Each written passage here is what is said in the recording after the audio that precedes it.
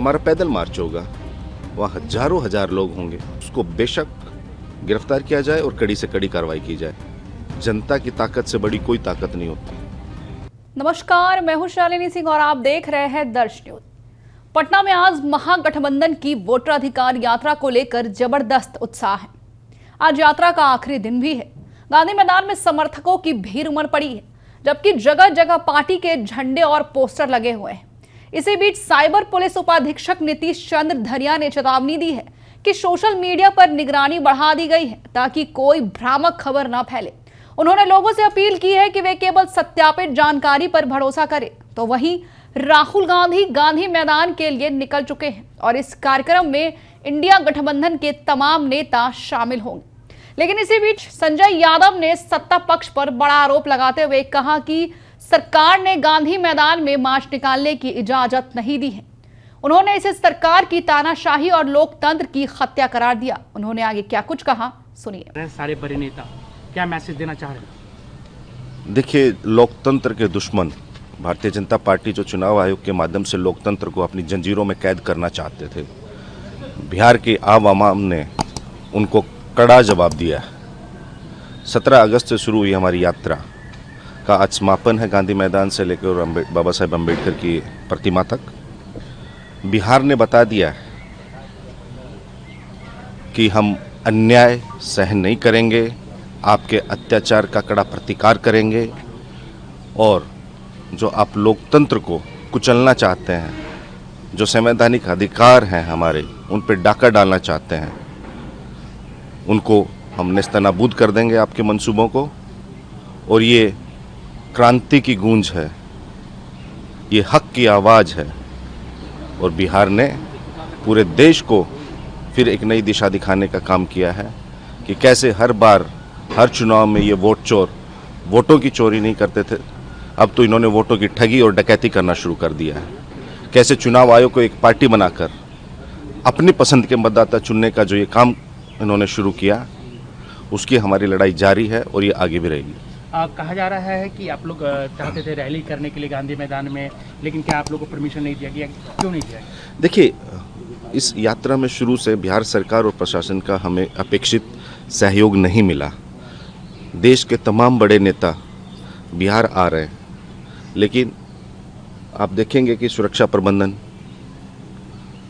और रैली के प्रबंधन में आज भी जिस प्रकार अड़चनें पैदा की जा रही हैं वो बिहार की जनता देख रही है। लेकिन जनता की ताकत से बड़ी कोई ताकत नहीं होती और जनता जो उन्होंने मंसूबे पाल रखे हैं, जो तानाशाही प्रवृत्ति से ये शासन चला रहे हैं, वो लोकतंत्र में कहीं से भी वाजिब नहीं। जिस तरीके से बीजेपी सड़क पे उतरी है, क्योंकि आप लोग के रैली से प्रधानमंत्री के माताजी के खिलाफ जिस तरीके से शब्द इस्तेमाल किए गए, उसको लेकर काफ़ी नाराजगी है लोगों में। देखिए, ये हताश और निराश लोग हैं।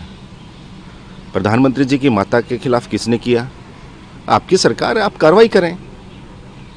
अब हमारा पैदल मार्च होगा, वहाँ हजारों हजार लोग होंगे, उसमें कोई भारतीय जनता पार्टी का ही घुसपैठिया घुस के किसी के खिलाफ नारे लगा दे, किसी की माता बहन हो या कोई भी असंसदीय टिप्पणी कर दे, तो वो कहीं से भी वाजिब नहीं है और ना ही हम इसको स्वीकार करेंगे, चाहे किसी की माता जी हो। हमने तो प्रथम दिन ही कहा कि जो भी ऐसा असामाजिक तत्व है, उसने अगर ऐसी कोई अवांछित टिप्पणी की है तो उसको बेशक गिरफ्तार किया जाए और कड़ी से कड़ी कार्रवाई की जाए, वो चाहे किसी दल का हो।